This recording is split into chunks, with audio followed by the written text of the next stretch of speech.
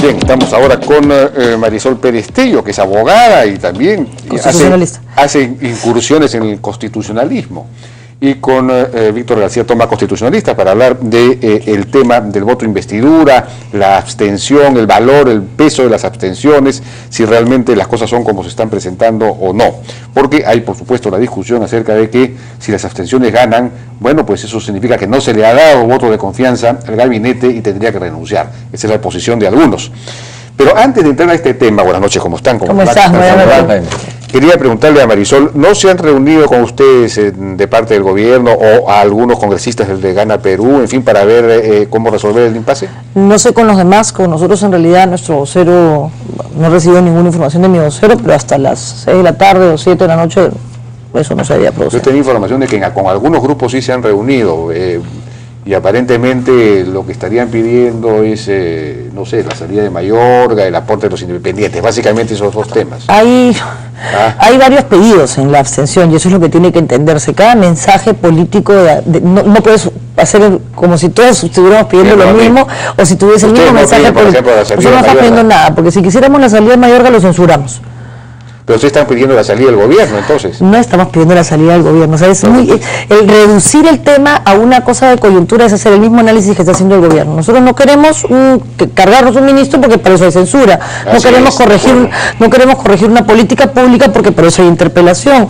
No queremos que haya sinvergüenza porque para eso hay acusación constitucional. Es decir, hay otros mecanismos para resolver estos problemas. Respetamos que algunos parlamentarios hayan votado en abstención por esas razones. Lo nuestro es la misma razón por la que dimos un voto de esperanza a Villanueva. Mira, ya no le creo a nadie, te voy a creer a ti. A ver si tú, que eres un político, que vienes de la región, tienes una posición que haga que el timón, esta política de gobierno que dirige el presidente, se haga mejor. Y falló, lo sacaron. Porque volvió a fallar el gobierno. Y cambiamos un voto en abstención por la misma lógica de hoy, por un voto en verde, por un gesto político concreto, que fue decirle a Nadine, señora primera dama, haga usted su trabajo. Ahora, en realidad, ¿cómo podemos confiar si el gabinete lo único que ha hecho es cambiar las personas del lugar? Y si el presidente no se da cuenta de los mensajes de deténgase por favor, señor, ¿qué ha pasado con el CEPLAN? No se cargue usted el CEPLAN, diseñe políticas de largo plazo, refuerce el acuerdo nacional. Pero no es una cosa, es un estilo, es un diálogo que hoy es un diálogo de sordos. Es que entonces es la salida, pues, el presidente es el presidente que tenemos.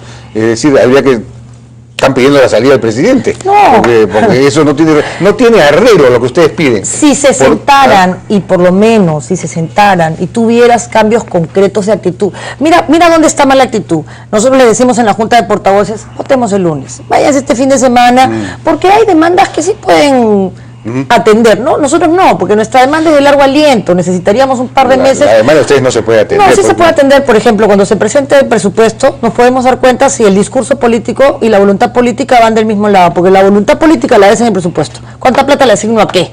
Pero es el presupuesto más extraordinario que se va a conocer, un incremento del 0.5% del PBI en educación, etcétera. Entonces ustedes deberían aplaudir y dar el voto de confianza mañana. Lo hemos reconocido y lo hemos felicitado, Pero si quieres que yo te enseñe las propuestas, salvo ese dato, que es un dato concreto numérico del 0.5%. El salud está incrementándose considerablemente. Hay una reforma de salud en marcha, hay una reforma del servicio civil, hay una reforma, la reforma de educación cometieron el grave error de derogar la ley anterior. Pero ese error fue cometido hace 3 años. Por eso. ¿No es cierto? Y ahora todavía no se inicia la famosa meritocracia en educación. Famosa nada, tampoco se inicia a servir, tampoco se inicia toda la sí, pero estás comenzando a sacar a todas las instituciones que tienen más o menos fuerza. Para empezar, no pusiste el Congreso, no pusiste ahora quiere salió SUNAT, ahora quiere salir el Jurado Nacional de Elecciones. ¿Por qué no se puso el Congreso? Pero por eso, Jaime, es una autocensura. El tema para nosotros no pasa porque cuando les hemos dicho tomen estos días para pensar, ellos voten en contra de eso. ¿Qué cosa quieren ellos? ¿Qué cosa quieren? Para nosotros el tema es sencillo, el tema es tienes 3 años de gobierno, lo estás haciendo mal. ¿Puedes por favor detenerte y pensar qué estás haciendo mal y dejar de echarnos la culpa a todos los demás de tus desgracias? A los gobiernos anteriores, a las decisiones anteriores. Puedes comenzar a pensar en un futuro distinto para todos. Reflexiona, no se está generando crisis, porque en la Constitución ha previsto todas estas situaciones y lo que no está previsto en la Constitución se ha previsto por el reglamento del Congreso o por un desarrollo. Bueno, entonces entremos al tema de nuestra convocatoria. Ya. el asunto de la crisis que se ha presentado y esta situación de limbo, la llaman algunos, en el que aparentemente el Consejo de Ministros, el gabinete no podría ni siquiera firmar, porque no ha recibido el voto de confianza, pero tampoco ha recibido un voto de, mejor dicho, no es que no haya recibido voto de confianza, la votación no ha decidido nada, según el informe famoso AMPRIMO, que es el que establece la regla de juego en este caso. Entonces la pregunta es, efectivamente, cuando las abstenciones ganan, significa que no se ha resuelto el tema, no ha habido pronunciamiento en buena cuenta, y por lo tanto no significa que no haya voto de confianza, porque hay quienes interpretan que cuando las abstenciones ganan, y sobre todo ya en la segunda votación, pues entonces eso significa que no se le ha dado pues la confianza. Esa es una manera de interpretarlo también. Sí, obviamente no se le ha dado la confianza y por lo tanto tendría que renunciar el gabinete. ¿Cómo es la cosa? Mira, tú tienes la Constitución que te da un mandato a 130 días para que la presidenta del Consejo de Ministros presente y se someta a votación. No establece plazo para la presentación, no para el voto. Ya. Tienes un desarrollo en el reglamento, en el artículo 82, que les invito a todos a leer, en el que te dice dentro de los 30 días naturales, con lo cual ya te dice termina, porque por ahí leí una interpretación distinta de días, no, es 30 días naturales. Ya. La ministra se presenta, estamos todos de acuerdo, se ha decidido. Y tiene el Pleno que darle o negarle el voto de confianza durante la sesión. Ya. La sesión. Hemos visto en la práctica parlamentaria durante los 3 años que ellos suspenden una sesión para temas políticos, sobre todo, como las interpelaciones, de manera que no se computan los plazos. Por lo tanto, estamos dentro de la sesión. Ya. Dicen que los ministros están en el limbo. No están en el limbo, están exactamente en la misma situación que antes de presentarse el día 30. O sea que pueden firmar. Pueden hacer exactamente. Están dentro de la sesión. Están dentro de la sesión. Están así, pero es maravilloso el mundo de la ficción. No, está bien, a mí me gusta. Es el mundo de Cornejo. ¿Qué es Cornejo, perdón? Del ex premier Cornejo. De ese día. Claro, pero eso es lo que está en discusión justamente. Claro, por eso es que les decimos, no, acá no hay una crisis. O sea que pueden votarse indefinidamente hasta no es la idea, porque es que eso demostraría una sordera. En algún momento los que estamos dando la oportunidad tendríamos que decir, ¿sabes qué? Váyanse a su casa, váyanse otra vez y cambiemos este Congreso para que el legislativo, que hoy lamentablemente depende de ti y de un montón de bancadas que te están blindando, cambie su composición y pueda haber verdadero control político. Es la primera vez que la oposición puede hacer control político por distintas razones. La nuestra es una razón muy de largo aliento, no es una cosa de coyuntura, no se resuelve con que votes a uno, se resuelve con... No se resuelve tampoco con que votes al gabinete. No, exactamente. Entonces, por eso no es un voto en contra. No, pero no tiene, mejor dicho, la posición de ustedes no tiene... Pareciera, ¿no? No tiene salida. Por no tiene salida inmediata. Entonces hay que esperar al 2016. No. Hay que esperar cambios de conducta presidencial. Él no puede comenzar por echar la culpa al Congreso, porque él tiene que entender que el equilibrio de poderes supone que un ejecutivo entienda los mensajes del legislativo. Él está sordo. Eso es verdad.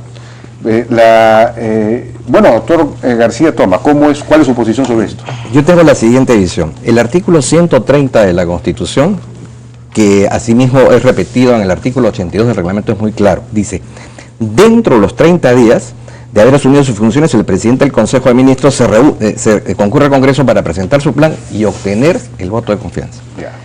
La señora, el gabinete juró el 22 de julio. A la fecha han transcurrido 32 días. En consecuencia, se ha vencido el plazo expreso y concreto que señala la Constitución para que este gabinete obtenga la confianza. Ese es un primer punto. O sea que ya habría perdido la confianza porque estamos en el 32º día y la Constitución habla dentro de esos 30 días se tiene que producir la exposición y en esa o en la siguiente sesión proceder a la obtención del voto de confianza. Pero además, este artículo 82 dice lo siguiente: la cuestión de confianza que plantee el presidente del Consejo de Ministros a nombre del Consejo en su conjunto será debatida y votada, habla en singular, en la misma sesión o en la siguiente. Bueno, en la sesión anterior ya fue votada. Se cumplió el mandato del artículo 82. ¿En qué casos procede, digamos, una votación adicional? Cuando se pide una rectificación del voto, es decir, ha habido una mala suma del voto. cuando un grupo de parlamentarios solicita una reconsideración de la decisión. O por último, cuando la propia presidenta del Congreso señala que al no haber obtenido la mayoría dentro del quórum, puede solicitar una nueva votación. Ya fuera de esas circunstancias no cabe volver a votar. Ya lo que haríamos ya no sería otorgar un voto de legitimidad, sino un voto de piedad, porque no tiene amparo jurídico.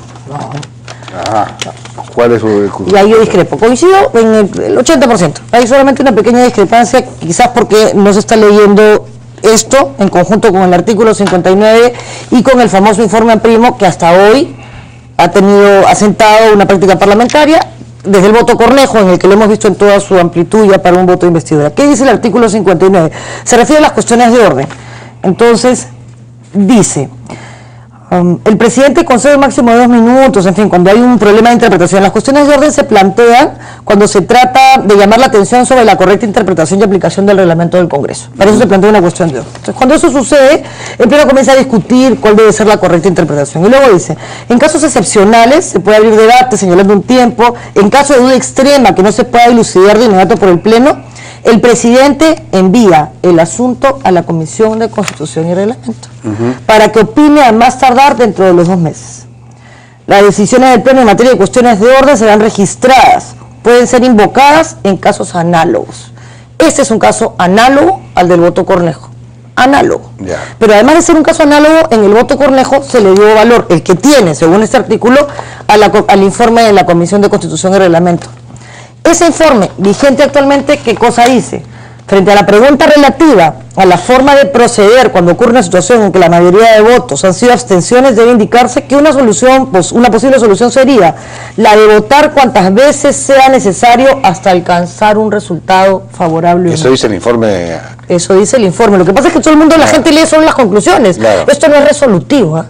Es diferente cuando un informe dice, o sea, cuando un documento dice se resuelve, la parte resolutiva manda. Cuando un informe o una tesis dice se concluye, la parte de la conclusión se lee con los considerandos. Y entonces aquí, en realidad, desde el punto de vista jurídico, uno puede discrepar del análisis jurídico. Eso es otro tema y ahí sí podría, seguramente coincidiría en que las cosas tienen que ser más claras y debe haber menos ambigüedad política. Pero acá lo que se está haciendo es traer una figura que tiene un contenido jurídico en otros países y hacerla eminentemente política. El voto de investidura en el Perú es un voto de investidura y no tiene el efecto jurídico que tiene, por ejemplo, en Inglaterra. Por eso acá el ministro, en realidad, en estricto, los ministros ejercen su función desde que sale la resolución que los nombra y van a seguir ejerciéndola, como lo hizo el gabinete Cornejo mientras se votó. Y eso tiene que entenderlo la Sociedad Nacional de Industrias, la CONFIEP y todos los que están preocupadísimos por la inestabilidad. Acá no hay inestabilidad jurídica. Pueden haber posiciones discrepantes, pero no hay inestabilidad porque ya hay una práctica parlamentaria y esto ya se decide. Y no lo digo como parlamentaria. Yo soy profesor de Derecho Constitucional y he terminado la maestría en la Universidad Católica en Derecho Constitucional. No tengo la tesis y lo voy a decir para evitar discusiones sobre eso ahora. Pero esto está claro. O sea, no hay dudas constitucionales para mí. Puedes no estar de acuerdo. Jaime, lo primero que queda claro es por la omisión de Marisol es que en relación al plazo de los 30 días ya se venció la oportunidad que tenía este gabinete de obtener el voto de confianza, porque ya estamos en el 32º. Y en los 30 días son para... Dentro de los 30 días, dice. ¿Pero qué te dice la Constitución? Dentro de los 30 días se presenta. Dentro de los 30 días de haber asumido sus funciones, el presidente del Consejo concurre al Congreso en compañía de los demás ministros para exponer y debatir la política general de gobierno y las principales medidas que requiere su gestión. Plantea al efecto la cuestión de confianza. ¿Dentro de qué plazo? Dentro de los 30 días. Sí. Pero eso estamos en el 32º. No, es que hay 30 días. Entra dentro de los 30 días, pero puede salir en el día 40. Dentro de los 30 días se presenta el plan y se vota. Ahí hay otra práctica parlamentaria. Y yo entiendo la posición del doctor. Me pasó lo mismo los primeros 4 meses en el Congreso, que no entendía en realidad, claro, había práctica parlamentaria que desarrollaba vacíos y tenía que conocerla toda, pero ese vacío se ha desarrollado en la práctica parlamentaria. A mí no me gusta, porque ese manejo lo tiene el presidente con el asunto de la suspensión. Porque en el Congreso está en el último párrafo. Hay una ficción jurídica, se ha suspendido, la sesión sigue suspendida. Entonces es como estuviéramos en el día 30. Es como si estuviéramos en el día 30. ¿Cuándo se suspende una sesión?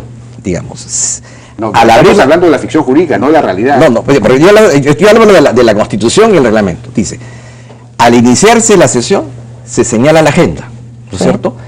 ¿Cuándo se suspende la sesión? Cuando no se agota la agenda. En este caso, la agenda fue agotada. El plan fue expuesto y fue votado y no obtuvo la mayoría simple que según el informe famoso de Amprimo, no se resolvió el problema. Lo que pasa es que el informe Amprimo no tiene, digamos, relación con lo que señala el artículo 82 en el sentido de que esa cuestión de confianza se da en una instancia única. Hay una sola votación. Y la única oportunidad entonces el informe Amprimo no se podría aplicar, según usted, por el tema de que hay una sola votación. Yo no estoy discutiendo en estos momentos el valor del voto abstención. Estoy señalando de que el artículo 82 habla de que hay en instancia única, en una votación se resuelve. ¿Dónde dice en instancia única, mi querido profesor? Dice, la cuestión de confianza que plantea el presidente del Consejo de Ministros a nombre del Consejo Segundo será debatida y votada. ¿Ya? Y votada. O sea, en una sola sesión. No dice en la misma sesión o en la siguiente. Bueno, pero la instancia de voto es única. ¿Cuál instancia es única?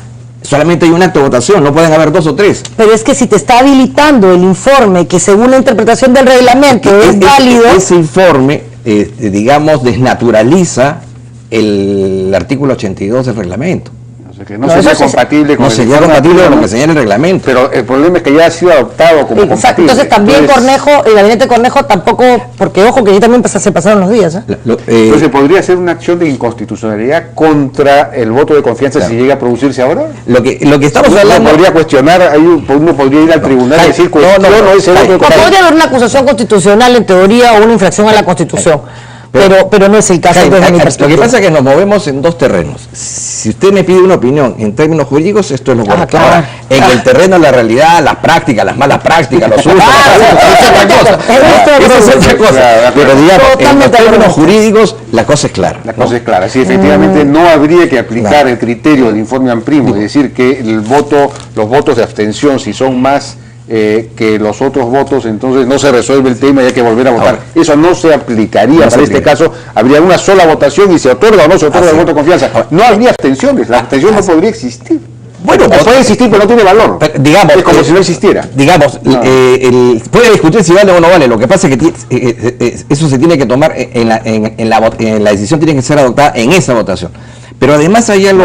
No, porque si valen en el sentido de que no resuelven, como dice Amprimo, entonces no se puede resolver en esa votación. El reglamento del Congreso le permite al parlamentario tomar 3 determinaciones: sí, no o abstención. Y ninguna de ellas puede ser minusvalidad en relación a las otras. Las tienen el mismo valor. Entonces Amprimo tiene razón.